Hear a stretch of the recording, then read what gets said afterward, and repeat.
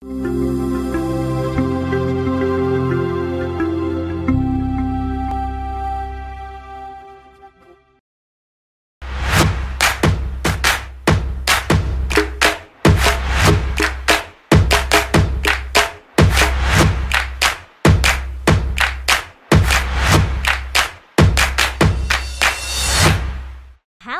semuanya, selamat sore. Assalamualaikum warahmatullahi wabarakatuh. Wow, meriah sekali. Oke, cukup. Ya, salam sineas, salam sinema Indonesia. Balik lagi nih bareng aku Kiki Rizkylah. Seperti biasa di BFC Talk. Kali ini kita ada sesi face to face atau kita bakal ngobrol bareng sineas atau pekerja kreatif seputar karir dan juga yang sedang dikerjakan sekarang nih. Nah, kali ini aku ada bareng dengan satu narasumber yang luar biasa tentunya sudah pasti. Tapi sebelum ke situ, terima kasih dulu nih karena Ars University dan juga bekerja sama dengan Bandung Film Commission sudah mengadakan BFC Talk ini. Tepuk tangan dong. Oke. Wow. Ini di segmen kesekian masih sangat luar biasa antusiasnya. Jadi terima kasih juga buat teman-teman yang masih sangat setia menyaksikan live kami di sini karena tanpa teman-teman kami tidak ada. Tepuk tangan dulu dong. Oke, thank you. Baik, jadi di sini tuh aku bakalan ngobrol-ngobrol santai tentunya. Jadi nggak yang tegang-tegang, meskipun sejujurnya aku udah tegang duluan, tapi nggak apa-apa, kita bikin relax. Jadi nanti aku bakalan ngobrol dengan namanya Kang Sony Gumelar atau biasa dipanggil Kang Boncel. Nah, Kang Boncel ini siapa sih? Seistimewa apa sih gitu ya? Nah, Kang Boncel ini adalah founder dari Kuma Kami. Terus juga Kang Boncel ini tuh stop motion master dong, stop motion master, dan tentu saja kreatif dan juga film director. Oke, tapi sebelum ke situ, biar kita tahu nih karya salah satu, salah dua, salah tiga mungkin karya-karya terbaru dari Kang Boncel. Karena kalau semuanya kebanyakan dong ya nggak sih? Jadi kita akan tampilkan dulu karya terbaru dari Kang Boncel. Silahkan.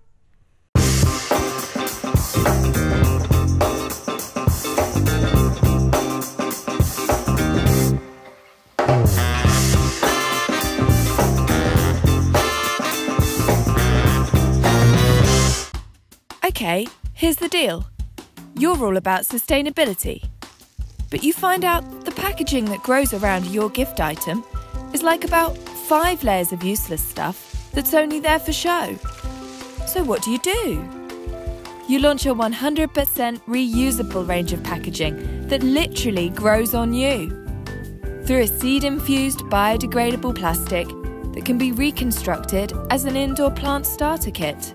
A simple yet innovative way to educate Indonesians about the importance of reducing plastic waste by removing the cardboard base, adding some soil, snipping a few bits of the bioplastic, splashing some water, and voila! A new indoor planter to make our space a tad greener. Hidden Nature by Love, Beauty and Planet, encouraging Indonesians to reduce plastic waste. One gift set at a time, and one plant at a time. Wow, boleh dong, tepuk tangan, keren banget. Sudah sepantasnya Kang Boncel ini disebut master stop motion. Nah, oke, biar nggak lama-lama nih teman-teman menatap wajah aku karena pasti bosan banget. Jadi kita langsung aja kali ya ke Kang Boncel. Tepuk tangan dong. Iya.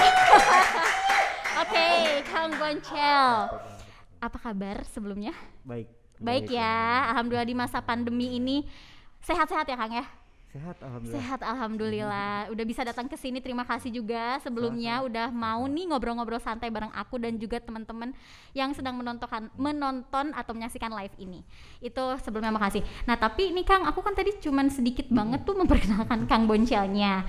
Nah, boleh nggak sih perkenalan sendiri biar lebih lengkap gitu? Silahkan.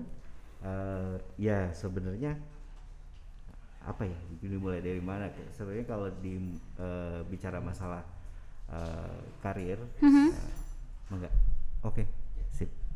Terima kasih. Kalau bicara masalah karir, mungkin karir saya lebih banyak bergerak di bidang periklanan. Oh, iklan gitu. Jadi, ya.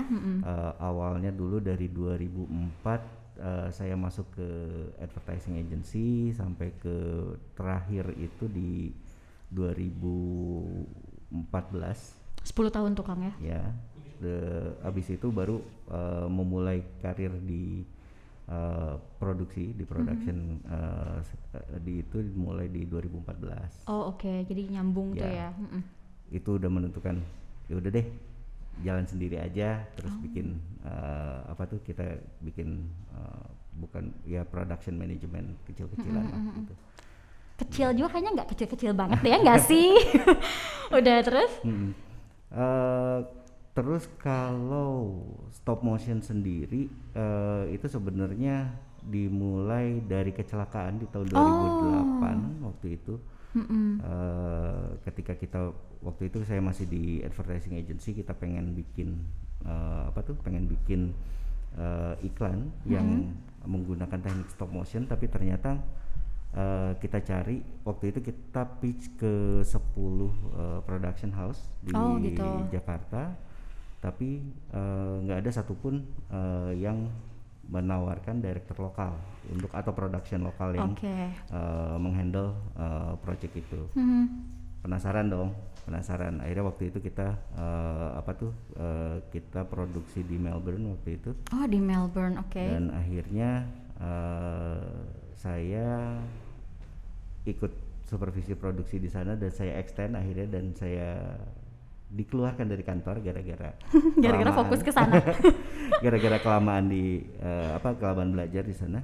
Terus saya resign dari kantor, dan mulai dari situ saya belajar stop motion. Nah, dari situ sih sebenarnya karir produksi saya dimulai. Dari situ mulai ngerambah ke akhirnya gara-gara belajar stop motion, akhirnya saya belajar semua classic animation. Saya sangat tertarik ke classic animation, dan dari classic animation itu mulai ya kalau sekarang sih udah apa aja ya, termasuk live shoot juga, termasuk feature film juga. Oh gitu. Nah dari situ, boleh tepuk tangan doang, luar biasa ya. Oke, itu luar biasa banget. Dari situ apakah nyambung ke Akang juga menggeluti di creative director, Kang? Terakhir memang saya di agency, di advertising agency itu memang sebagai creative director, dan setelah setelah saya freelance dari creative dari advertising agency, masih banyak ya, beberapa juga saya masih mengerjakan konsep kreatif as a creative director juga gitu. Bahkan ada beberapa iklan juga yang memang biasanya sih iklan-iklan yang skalanya tidak terlalu besar, dan biasanya yang direct client kayak gitu, mereka juga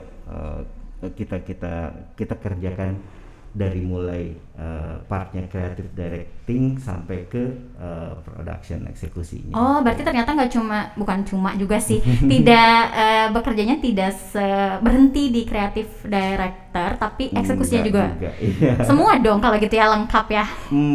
Ya. Oke, wow, luar biasa. Tapi gini, sekarang hari ini kita mungkin kita lebih fokuskan ya Kang, karena kan nggak mungkin semua kita bahas nih gitu ya. Banget. Jadi kita fokuskan ke creative directingnya tuh, creative director gitu. Nah, creative director itu sendiri sebenarnya apa sih Kang tuh? Kalau didefinisikan gitu misalnya. Sebenarnya creative director kalau di iklan itu adalah orang yang sangat bertanggung jawab pada konsep kreatif dari sebuah karya. Konsep ya? Ya, kreatif konsep, dan juga ketika sudah masuk ke eksekusi, dialah yang ngejagain, dia yang supervisi benar-benar keseluruhan konsepnya, apakah dia inline to the brand atau ke definisi brandnya seperti apa. implementasinya seperti apa, itu dia yang jagain. Oh, jadi dari mulai bertanggung jawab penuh. Dari mulai sebelumnya tuh bikin konsepnya nih di Betul. pada saat produksinya, memang dia juga menjaga agar sesuai dengan konsep yang sebelumnya Betul. dibuat ya, agar tidak Betul. melenceng gitu ya Kang ya. Betul. Berat betul. ya. berat ya. Berat banget karena Iya. creative director lah yang sepenuhnya bertanggung jawab komunikasi dari brand itu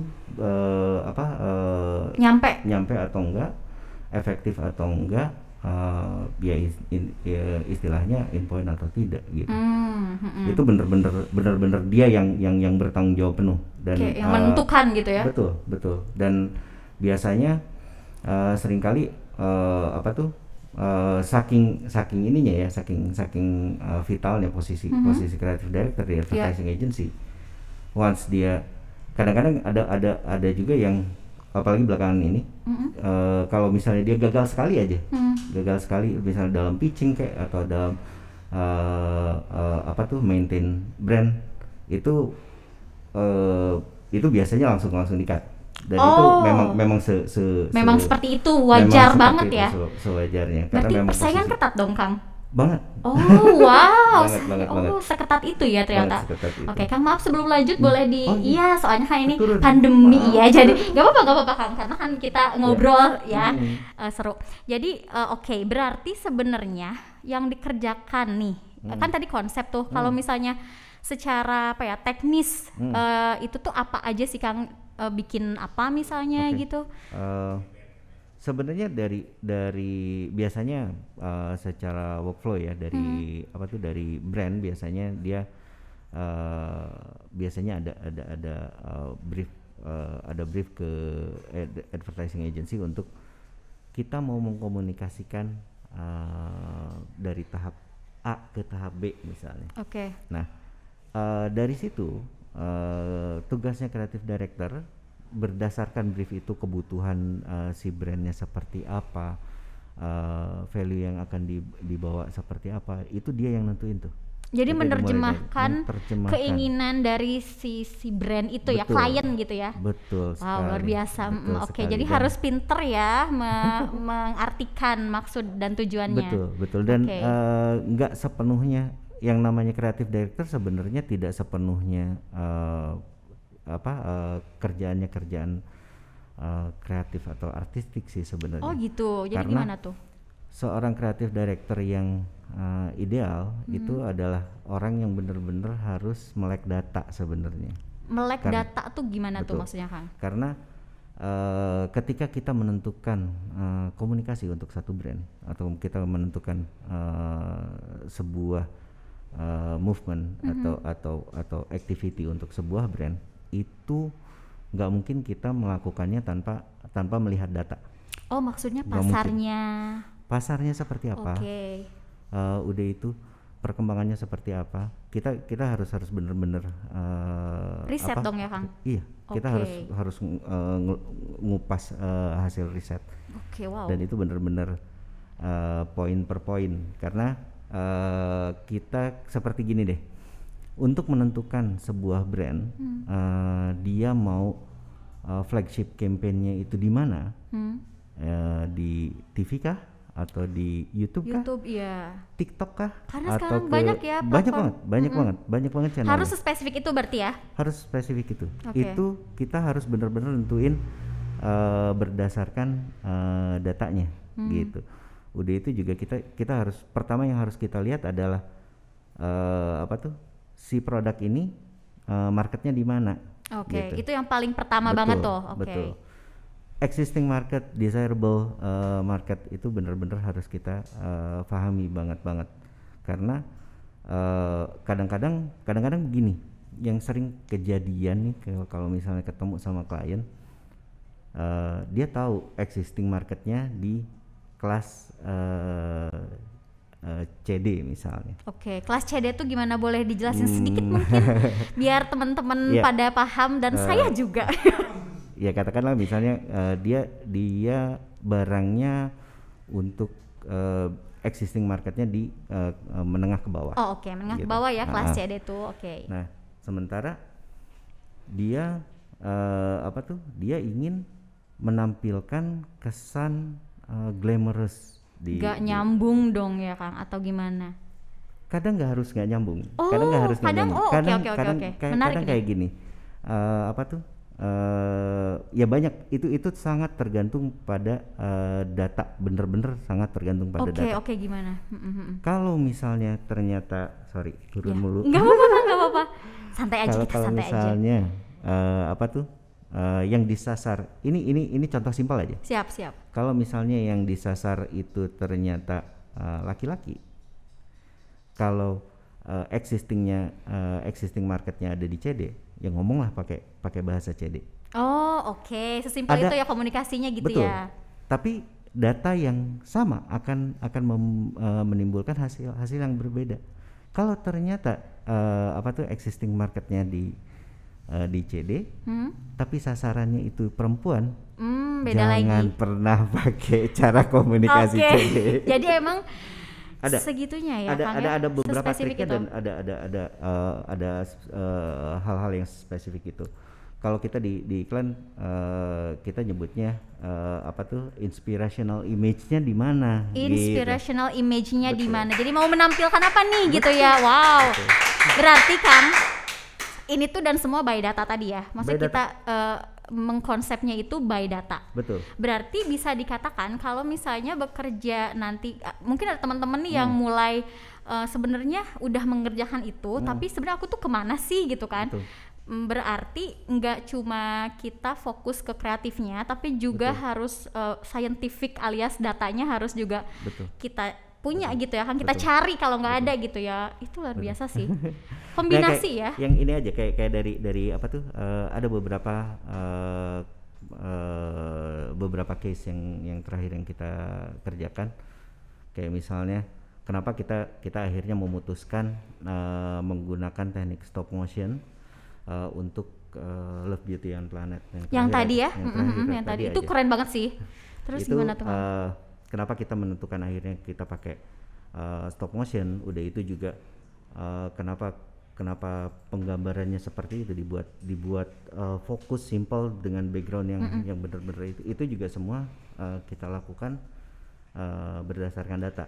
Oh, gitu. wow. Kenapa? Boleh. Karena apa tuh kita ngejar realness. Oke.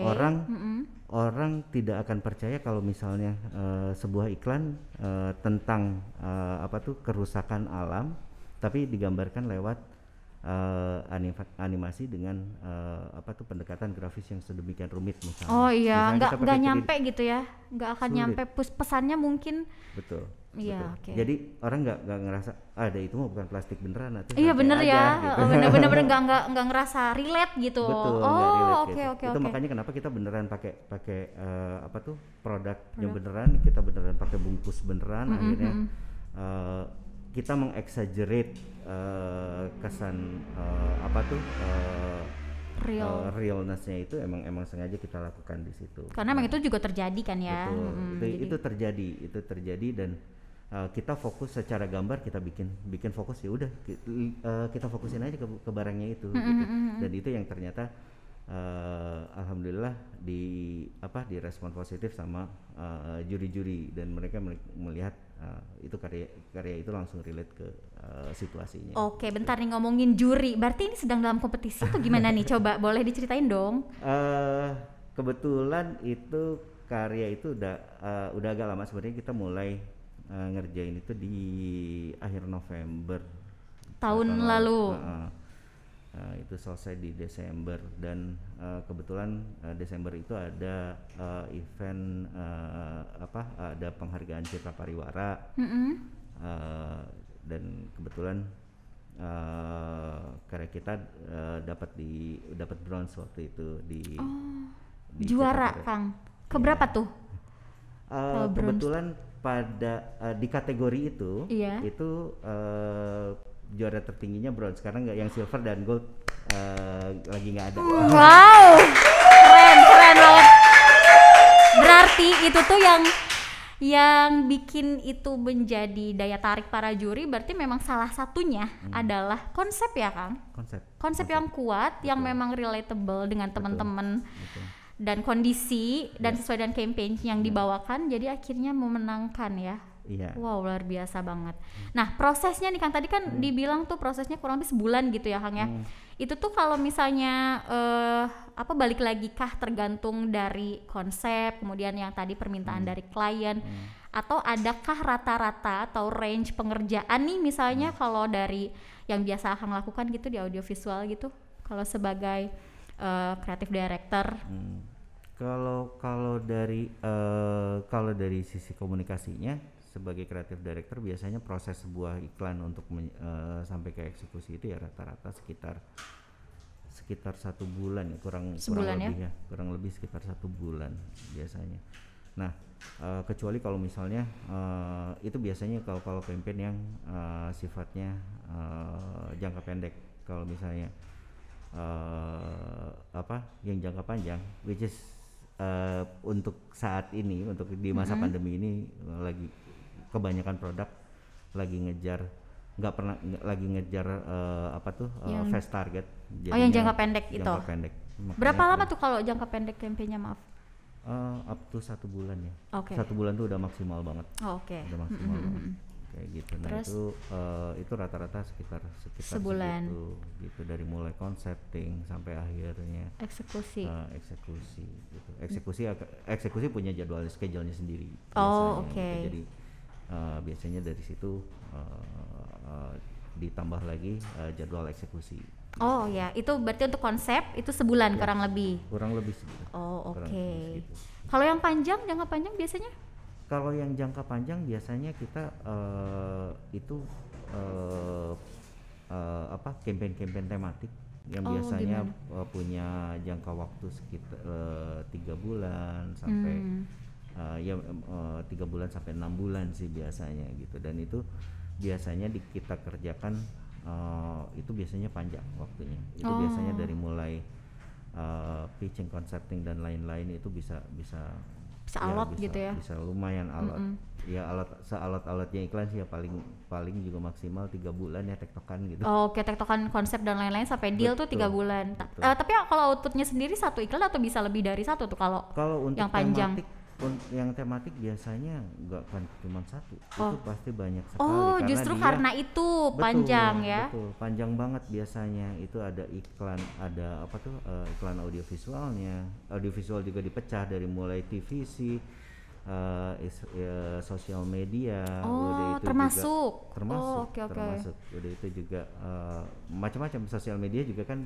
Ada di breakdown lagi ya, mau masuk kemana lagi, gitu ya. Ada yang pakai audio, ada yang enggak, ada yang buat meme doang, ada yang buat feeding, buat segala macam. Itu banyak sekali. Ada feed, ada Instastory misalnya, ada.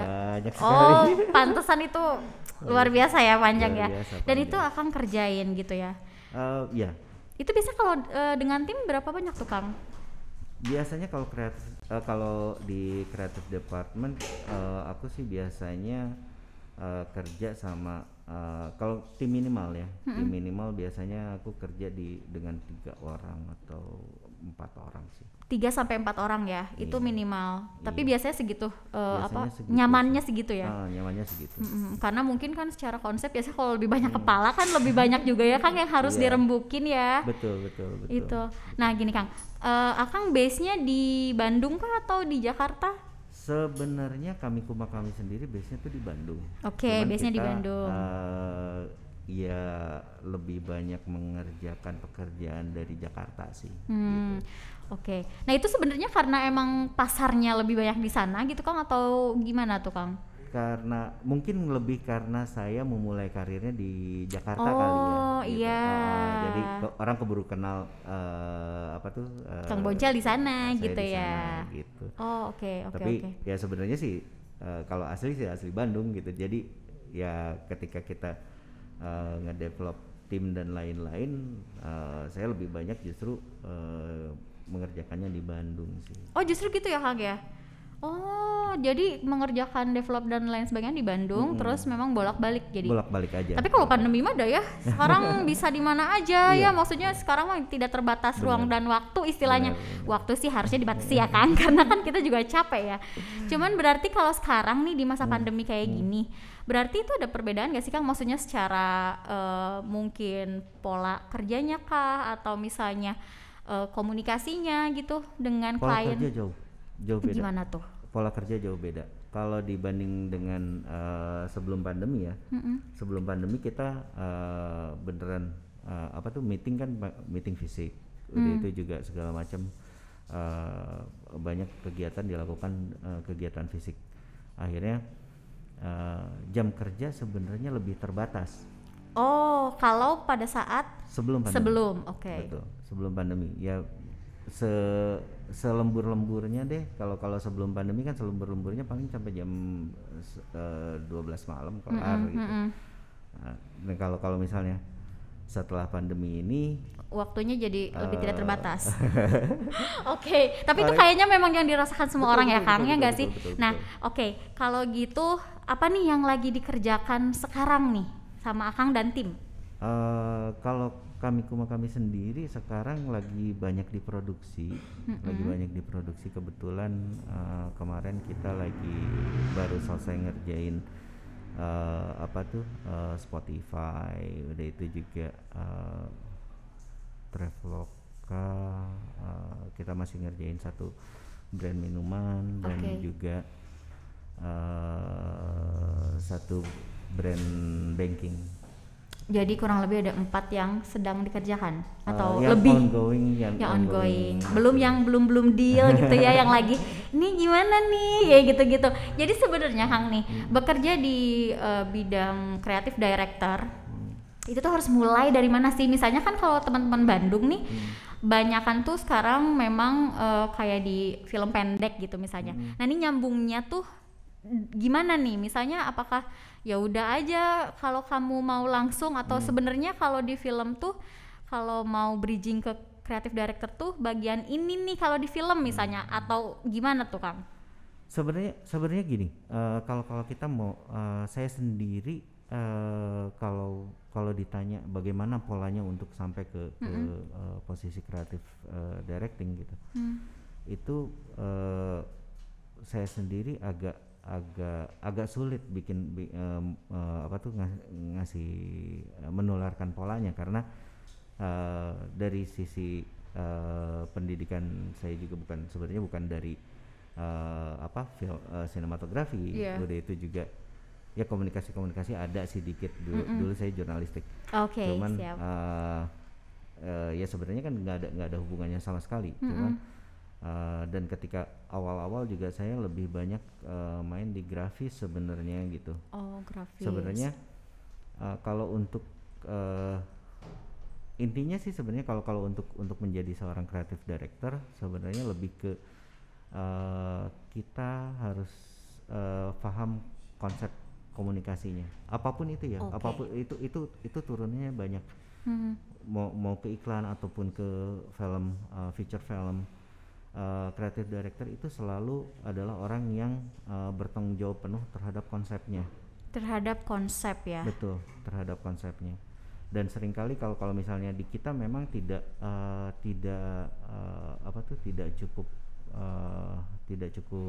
melek, peka, nggak umum lah ya, tidak cukup umum ya untuk kalau di bidang film gitu, di feature film ada posisi kreatif directornya, karena biasanya kreatif director untuk di kita kalau di film itu biasanya dipegang sama executive produsernya. Nah iya, pantesan saya pas tadi denger tuh kayak ini kok kayak lebih ke produser kalau misalnya di film, karena kan betul. Saya juga sedikit baca-baca gitu ya kan, mempersiapkan seperti juga decknya gitu kan. Deck juga kan isinya ya konsep dan gambaran keseluruhan kan ya. Banget. Dan dia yang benar-benar harus jagain si konsep film itu dari A to Z. Bahkan produser untungnya di kita sudah mulai begitu ya. Produser untuk di sebuah film, bahkan di beberapa titik bahkan dia punya kuasa lebih dibanding si sutradaranya sendiri gitu, karena dia yang benar-benar harus ya bertanggung jawab. Yang seharusnya memang sudah tahu, kemudian juga harus menyesuaikan dengan konsep yang sebelumnya ya. Oke Kang. Berarti ini udah cukup kegambar lah bagi teman-teman. Pokoknya sebenarnya intinya kalau misalnya teman-teman suka nih konsep terus bisa mengkomunikasikan antara memang yang diinginkan dari klien gitu ya, apapun itu, kemudian diturunkan ke konsep tadi, terus dieksekusi dan menjaga si eksekusi itu sesuai dengan konsep yang bisa yang sebelumnya dibikin, itu berarti di situ tracknya gitu ya. Kalau mulai dari mana, pokoknya mulai aja gitu ya, bukan dari mananya, mulai aja gitu ya. Oke Kang, seru banget nih. Terus kalau kayak gitu berarti buat temen-temen nih yang mungkin mau misalnya kayak mau soan mungkin ke ke akangnya gitu, itu boleh nggak sih Kang? Maksudnya kayak apakah misalnya ada semacam open recruitment atau apa ya bahasanya, mungkin misalnya ada nggak sih sebenarnya Kang? Sebenarnya kalau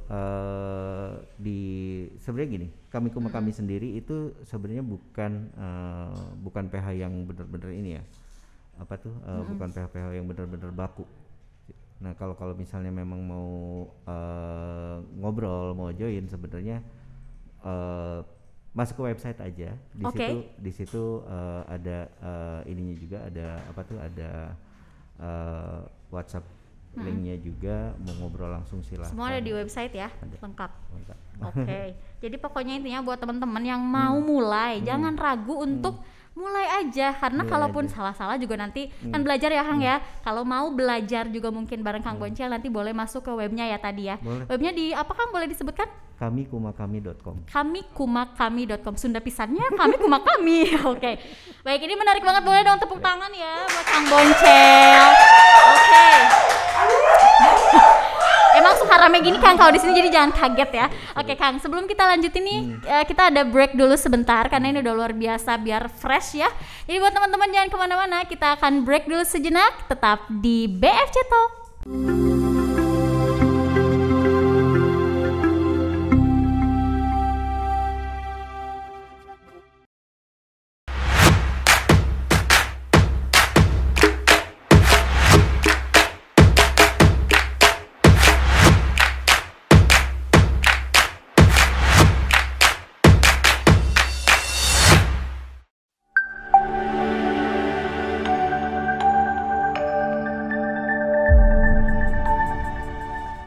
Media. It's so lovely to be introduced to you. My name is Topaz Peretz. I am the founder and president of Asymmetry Movie Studios and Asymmetry University. So we will be providing 2 degrees, film production degree and screenwriting degree, both which will make you very successful in the film industry, especially here in Indonesia. Ya benar banget Arsnesia, jadi untuk kamu yang punya interest di bidang industri film nih, boleh langsung nanti daftar di program studi terbaru kita, di program studi film production dan juga screenwriting. Itu adalah hasil kolaborasi dari Ars University dan juga Asymmetric Movie University. Jadi jangan sampai ketinggalan ya. Jadi kalian bukan cuma belajar tentang teorinya aja, tapi nanti setelah kalian lulus akan langsung ditarik untuk kerja di atmosfer kerja industri film Hollywood. You Ars? Yes, we Ars.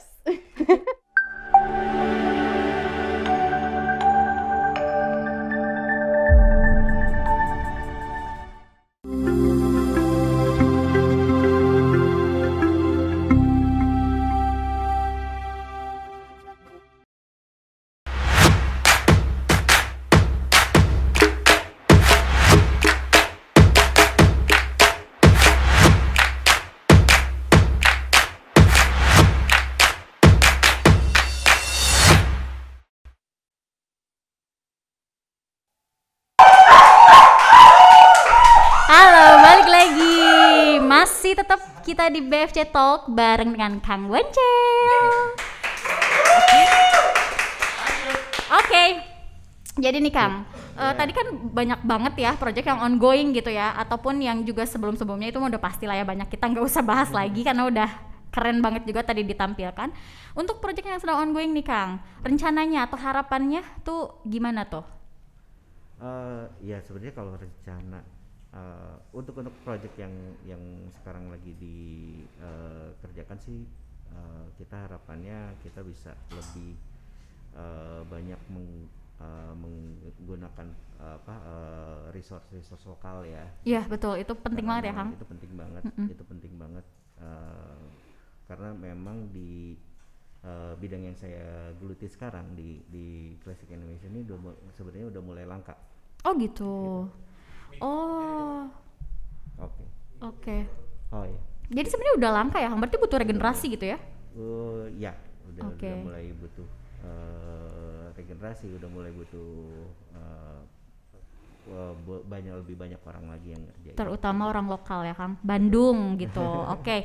Nih buat teman-teman yang di sini nih, tolong dong nanti ke kamikumakami.com ya, biar bisa lihat-lihat dan kali aja ada kan gitu yang bisa masuk gitu. Oke, berarti harapannya tadi pengennya lebih banyak melibatkan research dari lokal dan lebih banyak yang tertarik gitu dan pengen bekerja di bidang yang digeluti gitu ya Kang ya. Oke. Nah, kalau kayak gitu kalau untuk terkait dengan itu yang sekarang sedang dilakukan, ada nggak sih Kang, atau misalnya ya karena pekerjaannya banyak jadi kayak nunggu aja atau misalnya jemput bola atau gimana gitu? Untuk saat ini sih kita masih belum buka secara aktif ya, karena memang kebetulan ya kita sendiri masih harus menyelesaikan beberapa hal di internal kita sendiri. Kedepannya sih memang kita pengen sebenarnya semakin banyak pemain yang mengerjakan hal-hal yang detail seperti ini semakin bagus sih. Karena selain ya ini juga bisa jadi salah satu solusi pembeda ya dari ini kreativitas anak Bandung ini bisa justru lebih kelihatan di sini. Ada khasnya gitu ya. Oke. Jadi kayak udah kelihatan kalau yang kayak gini tuh ini mah pasti anak Bandung deh gitu. Jadi mungkin nanti untuk harapan ke depannya gitu ya. Nah, jadi buat teman-teman anak-anak Bandung nih khususnya Kang ya, karena ini kan dari Bandung. Jadi nggak boleh banget cari-cari tahu dulu aja ya Kang ya, cari-cari tahu dulu, terus jangan berkecil hati, pokoknya mulai aja dulu kan, intinya sebenarnya itu ya. Dan mungkin kalau misalnya kayak kolaborasi dengan BFC atau dengan Ars University gitu mungkin juga kan Kang? Mungkin banget karena kedepannya kita juga lagi pengen ngedevelop sesuatu yang lebih besar ya, karena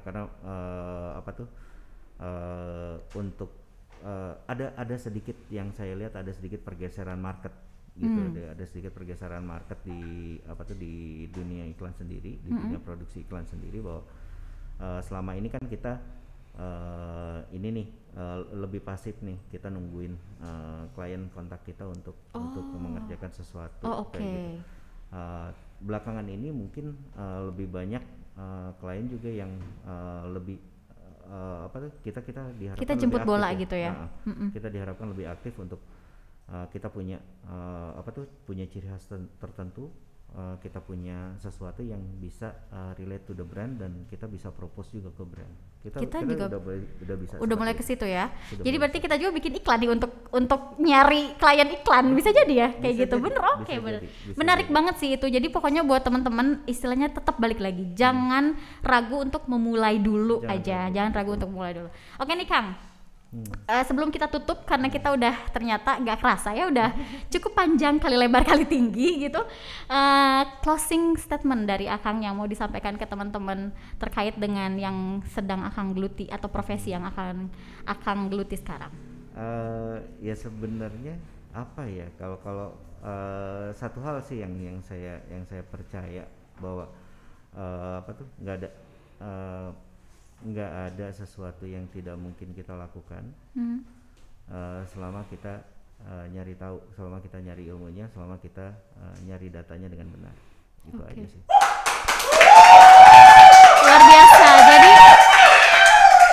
Jadi intinya pokoknya tetap tidak bisa dipisahkan antara seni dan juga eksak ya, data dan juga itu harus gak bisa dipisah-pisah karena semua itu satu kesatuan ya kan. Satu kesatuan. Itu jadi buat teman-teman nih, balik lagi pokoknya pesan dari Kang Boncel adalah kita harus tetap menggali kreativitas kita, pun kita harus jangan menyerah mencari data-data yang menunjang kreativitas kita. Tepuk tangan dong.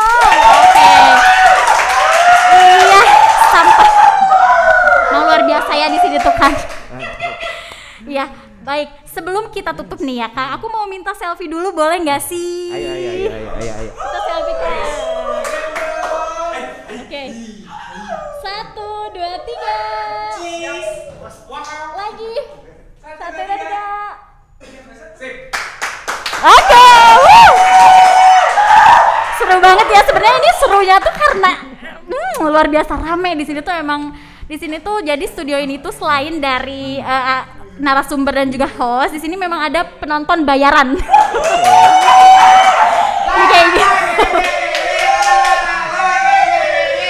Oke, tapi tenang aja ya. Ada yang nari-nari buat kuis nggak? Oh itu mungkin untuk segmen untuk episode berikutnya ya. Luar biasa, segini aja udah pusing ya. Tapi tenang aja teman-teman, di sini semua sudah berdasarkan protokol, kita aja pakai masker. Gitu ya. Ini tuh kedengerannya aja 2 juta, padahal yang ada tuh cuman 2 orang.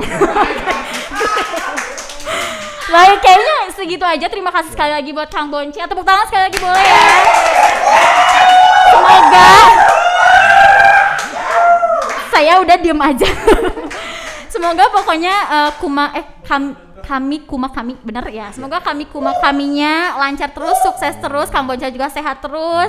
Kemudian jangan lupa pokoknya teman-teman datang ke kamikumakami.com, dan juga buat teman-teman jangan lupa BFC Talk bakalan hadir bersama itu di waktu nunggu ya. Oke. Jadi BFC Talk itu bakalan ada 1 minggu tuh 2 kali. Nah informasi detailnya nanti tongkrongin aja, pokoknya bakalan ada di Instagramnya Bandung Film Commission dan juga Arts University, dan ditayangin live di Instagramnya Arts University dan juga di Bandung Film Commission dan di YouTube channelnya Arts TV. Heboh ya. Oke, segitu aja kali ya. Sekali lagi terima kasih buat semua teman-teman yang sudah menonton kami di sini, yang sudah menyaksikan. Juga terima kasih kepada Arts University dan juga Bandung Film Commission yang sudah mengadakan dan mensupport acara BFC Talk ini. Sampai ketemu lagi. Saya Kiki Rizkyla pamit undur. Dadah. Assalamualaikum warahmatullahi wabarakatuh.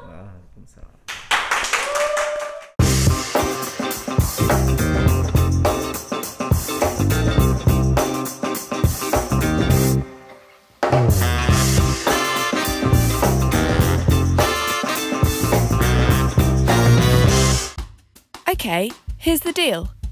You're all about sustainability, but you find out the packaging that grows around your gift item is like about 5 layers of useless stuff that's only there for show.